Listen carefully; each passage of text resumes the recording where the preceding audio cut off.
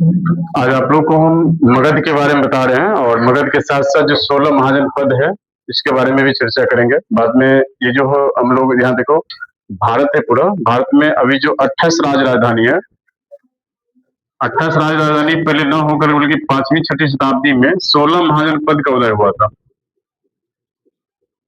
इस 16 महाजनपद का जो उदय हुआ था उस समय सबसे शक्तिशाली जो मगध थे, इनके अलावा 16 मतलब 15 और थे, जो आपको 16 का नाम यहाँ पर आपके सामने है। 16 महाजनपद, जैसे राजसैद है, इससे राजधानी है आपका, जैसे काशी का है वाराणसी है, वाराणसी, कौशल का श्रावस्ती है। सबसे ज्यादा बुद्ध ने श्रावस्ती में ही अपना उपदेश दिए हुए थे सबसे ज्यादा, और कौशल का श्रावस्ती, अंग का चंपा है। ये अंग वही महाजनपद है जहाँ का शासक और क्या कहते हैं इसको, कर्ण भी रहे थे। और मगध जो है, मगध की राजधानी राजगिरी है, जिसको बाद में बदल के नाम राजगीर किया गया, अभी वर्तमान में राजगीर कहते हैं। वज्जी जो है विदेह है, विदेह आपने सुना होगा नाम, विदेह राज, जनक को भी कहा जाता है विदेह राज। मल्ल की बात करें, कुशीनगर, और कुशीनगर यही कुशीनगर है जहां पर आपने सुना होगा महात्मा बुद्ध का अंतिम जीवन का अंतिम समय यानी 483 ईसा पूर्व महात्मा बुद्ध यहीं पर यानी भगवान बुद्ध ने अपना जीवन का अंतिम यहीं पर मतलब त्याग किए थे, कुशीनगर में ही। कुशीनगर में इसको महापरिनिर्वाण प्राप्त हुआ था। फिर चेदी है, सुक्ति है, वत्स का कौशंबी, कुरु का इंद्रप्रस्थ है। इसके बाद कुरु वंश आपने सुना होगा महाभारत में भी, कुरु का जो राजधानी थी इंद्रप्रस्थ है। और पंचाल की बात करें, पंचाली है इनका, और मत्स्य का विराटनगर, विराटनगर आप जानते हो नेपाल में पड़ता है विराटनगर। सुरसेन का मथुरा, आपने मथुरा सुने होंगे, भगवान कृष्ण से जुड़ा हुआ है। अस्मक है, पोटन है, अवंती का माहिस्मती है, ठीक है, माहिस्मती है। और गंधार का आपको तक्षशिला, तक्षशिला आपने सुना होगा क्योंकि यहीं पर चाणक्य जो थे ना आचार्य हुआ करते थे। गंधार अभी वर्तमान पाकिस्तान में विश्वविद्यालय पर, तक्षशिला विश्वविद्यालय अभी वर्तमान में पाकिस्तान में पड़ता है।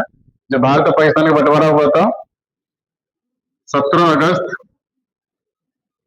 1947 को, यानी कि हमारा देश आजाद हो गया था 15 अगस्त 1947 को ही, लेकिन 17 अगस्त को हमारे भारत और पाकिस्तान यानी हिंदुस्तान और पाकिस्तान के बीच बंटवारा किया था, जिसका नाम था, व्यक्ति का नाम, इस व्यक्ति का नाम था, आपने सुना होगा, रेडिकिल्फ।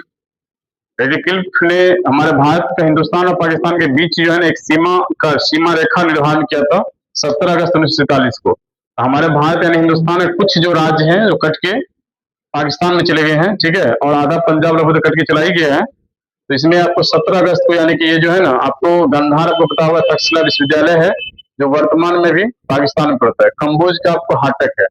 तो ये आपको 16 महाजनपद का नाम इस टाइप से आपको इस तरह से आपको दिया गया था। राज्य है काशी का वाराणसी, कौशल का श्रावस्ती है, अंग का चंपा है, मगध का राजगिरी, वज्जी का विदेह, मल्ल का कुशीनगर, चेदी का सुक्ति, वत्स का कौशंबी, कुरु का इंद्रप्रस्थ, पंचाल का पंचाल है, मत्स्य का विराटनगर है, सुरसेन का मथुरा, अस्मक का पोचन और अवंती का माहिस्मती, गंधार का तक्षशिला, कम्बोज का हाटक है। ये आपको 16 महाजनपद का चर्चा आपको किया गया है।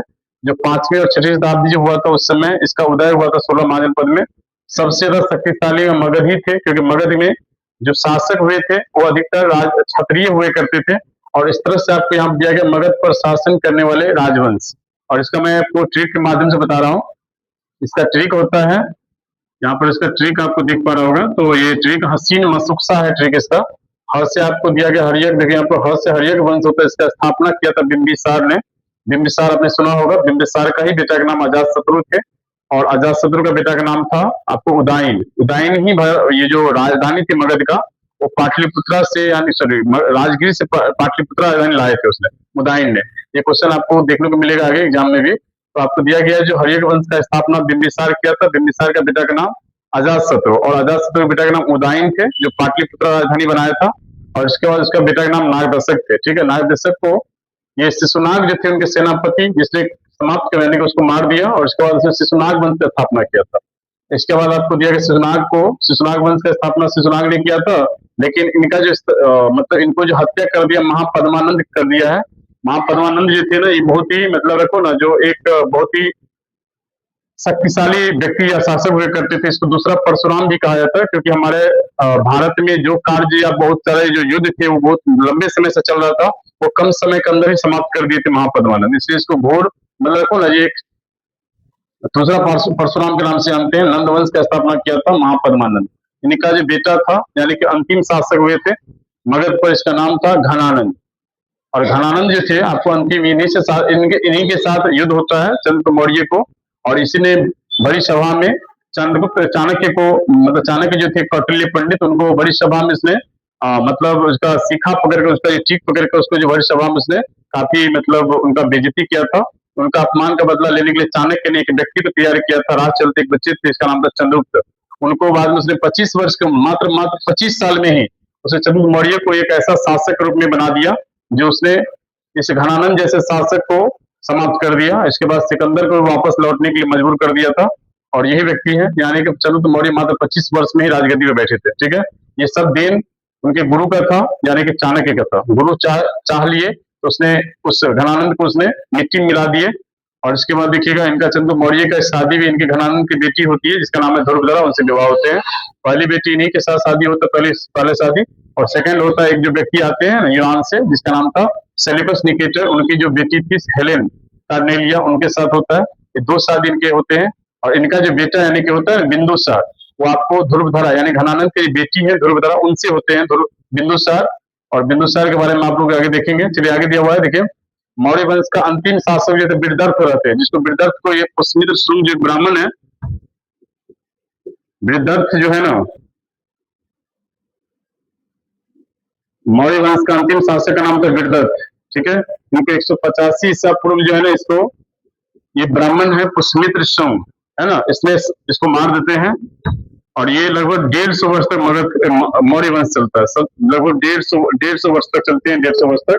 ये आपको 321 से लेकर 185 ईसा पूर्व तक ये मौर्य वंश चलता है। इसका सबसे शक्तिशाली शासक का नाम चंद्रगुप्त मौर्य का आता है, जो जैन धर्म के मानने वाले थे। और अंतिम यानी कि सबसे शक्तिशाली शासक का नाम अशोक सम्राट का आता है, जो बौद्ध धर्म को मानने वाले थे। ठीक है, आगे दिया देखिए मौर्य वंश का अंतिम शासक वृद्धर्थ थे, इसको पुष्यमित्र शुंग ने मारा था। और पुष्यमित्र शुंग ने शुंग वंश का स्थापना किया था। इसके बाद फिर आगे कर्ण वंश का स्थापना वासुदेव कर्ण किए थे। और ये कर्ण वंश के बाद आगे थे सातवाहन वंश, जिसका शासक यानी स्थापना किया था, जिसका नाम था सिमुक। तो इस तरह से चीजें आपको यहाँ पर दिया गया है। एक बार मैं रिपीट करना चाहूंगा, मगध पर शासन करने वाले राजवंश थे। राजवंश का एक बार आपका नाम हर्षिन मशुक्सा के ट्रिक के माध्यम से याद कर लेंगे इसको। हर्ष से हर्यक वंश होता है, इसका नाम होता है, जिसका पहला शासक नाम बिंबिसार थे।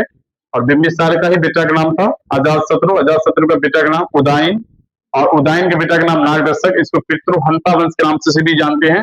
पितृहंता वंश जो कि एक दूसरे के पिता का हत्या इसने किया था, इसलिए इसका नाम पितृहंता वंश है। ठीक है, बिंबिसार का बेटा अजातशत्रु ने इसको मार दिया था। अजातशत्रु का बेटा उदयन ने अजातशत्रु को मारा था।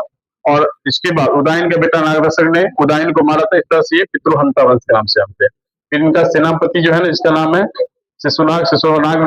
नागवंश यानी शिशुनाग वंश की स्थापना किए थे। फिर आगे थे नंदवंश। नंदवंश का स्थापना महापद्मानंद किया था। महापद्मानंद किया। और इसका अंतिम यानी कि नंदवंश का अंतिम शासक का नाम था घनानंद।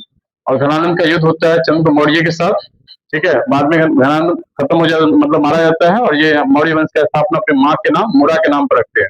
ठीक है, इसके बाद शुंग वंश का स्थापना पुष्यमित्र शुंग है, जो इनका जो मौर्य वंश का अंतिम शासक वृद्धर्थ है। वृद्धर्थ को हत्या करने के बाद 185 में इसने क्या करते हैं, मगध पर शासक करते हैं पुष्यमित्र शुंग। ठीक है, इनके बाद आते हैं कर्ण वंश। इसके बाद कर्ण वंश की स्थापना वसुदेव कर्ण करते हैं। सातवाहन वंश की बात करें तो सिमुक की स्थापना किया था। ठीक है, इस तरह से आपको 16 महाजनपद के बारे में चर्चा किया गया है। और ये हमारा 16 महाजनपद के राज और राजधानी है।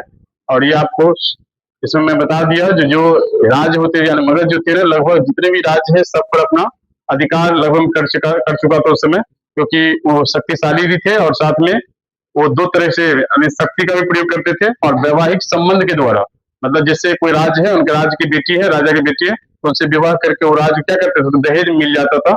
ये दो तरीके से उसने इस तरह से बनाते थे। ठीक है, आपको इस तरह से मैंने बताया आपको अभी। चलिए इसको कट कर दीजिएगा उसको। ठीक है, बंद कर लीजिए।